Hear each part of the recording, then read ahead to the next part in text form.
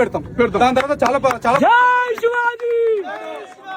ఉన్న అన్ని స్లాటర్ హౌస్ల మీద కూడా దాడులు చేస్తాం. మేము హిందువులు అన్నటోళ్ళు మీ పోలీస్ శాఖకు గానీ గవర్నమెంట్ గానీ గౌరవం ఇచ్చేది హిందువులు మాత్రమే సార్. ఇది గుర్తుపెట్టుకోండి. సార్ అంటాం మీకు ఏదైనా ఆపద ఉంటే మేము వస్తాం. మీరు దేవాలయం మీద దాడులు చేస్తే మేము సపోర్ట్ చేస్తాం. మాకు సిగ్గుశరం. మరి రాముని గులగొట్టిరు 2 సార్లు, అయినా మేము మీకు సపోర్ట్ చేస్తాం. పోలీస్ శాఖకు సపోర్ట్ చేస్తాం. ఇప్పటి వరకు అలా పట్టుకోలేరు మీరు. స్వామి గుడి విగ్రహం గులగొట్టిరు, పట్టుకోలేరు. దాని విషయంలో మేము సపోర్ట్ చేస్తాం. 50 ఎకరాలు ఇస్తారు ముస్లింలకు. మా ఏరియాలో వ్యతిరేకిస్తున్నాం. మరి మీరు ఎందుకు ఆపుతలేరా? ఇక్కడ ఊర్లో చర్చ్ ఉంది, దానికి ఏ పర్మిషన్ ఉందని కట్టుకోరు. 2% కూడా లేరు ఊర్లో. మీరు ఇవన్నీ వదిలేసి ఈ విగ్రహానికి ఎవరికి ఇబ్బంది కానందుకు మీరు ఇంత ఇబ్బందులు పెడుతురే. ఇల్లీగల్ గా ఎన్ని పోతున్నాయి స్లాటర్ హౌస్. నేను నీకు ఎన్ని చూపిస్తా, ఎన్ని వీడియోలు చూపిస్తా.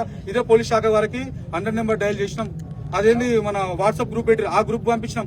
ఫోన్ చేసినాక 1-2 గంటలకు పోలీస్ అని వస్తుంది. ఆన్లైన్ చేస్తారు, మనల్ని కొట్టి పంపిస్తారు. తప్పు చేస్తున్నాడు. ఇల్లీగల్ గా పోతున్నాయి. ఆ చట్టం ఉంది, చట్టం ప్రకారంగా చేయొచ్చు కదా. హిందువులే దొరికిరా మనకి ఇంత ఇబ్బంది పెట్టడానికే. మనం బతుకున్నామా సచ్చినామా? ఈ శివరాత్రి మనం అవసరమా చేసుకోనికే? మన విగ్రహాన్ని మనం నిలబెట్టుకున్నప్పుడు ఏం లాభం మనకు? బతుకునే వయసు. ఈరోజు ఆ శివాలయం నిలబడ్డది, దేవాలయం నిలబడ్డా అంటే ఛత్రపతి శివాజీ వల్ల నిలబడ్డాయి. ఇది బాగా గుర్తుపెట్టుకోండి సోదరులారా. జై శ్రీరామ్. లేకపోతే మనం లేము.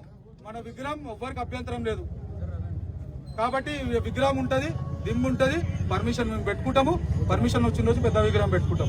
కానీ అప్పటి వరకు ఆపే ప్రయత్నం మాత్రం పోలీస్ శాఖకు దండం పెడతాం. మీ కాళ్ళకు కూడా మొత్తం అవసరం అయితే మీరు వెళ్ళిపోండి సార్. ఇబ్బంది పెట్టకండి. ఇష్యూ పెద్దగా చేయకండి.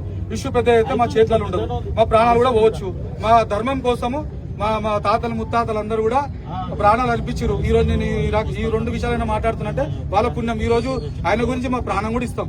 ఇదైతే కన్ఫర్మ్. మీరు అట్లా ట్రై చేస్తారంటే చేయండి.